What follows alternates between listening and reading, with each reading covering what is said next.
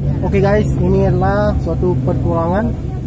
Ini menuju ke Pulau Nasi guys. Ini sedang menuju ke Lampuyang atau Pulau Buru guys. Inilah keindahan alam yang ada di Pulau Nasi guys. Kita lihat bersama-sama.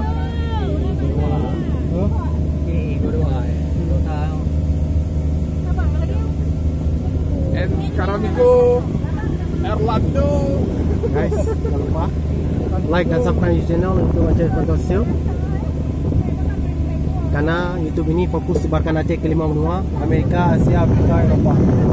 Hari ini Dr. Israel Aceh fokus sebarkan Aceh ke 5 benua, dikarenakan Aceh harus disebarkan untuk mengundang berbagai tamu-tamu berbagai yang ada di dunia ini, berbagai wisatawan yang ada di dunia ini.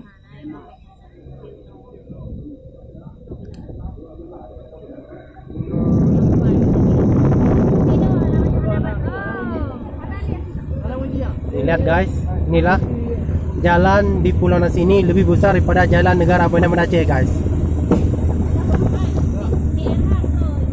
Jalan ini melebihi besarnya jalan negara Bandar Aceh Medan guys. Hari ini kami berputar.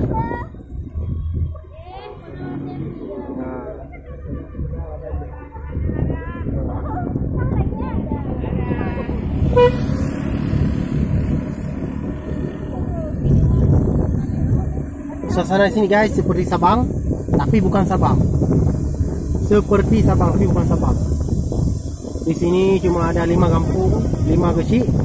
Tapi insya Allah tahun depan 2022 akan dibangun jembatan penghubung antara Pulau Nasi dan Pulau Beras guys.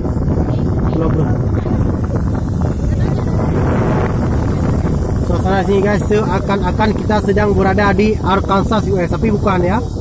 Seakan-akan.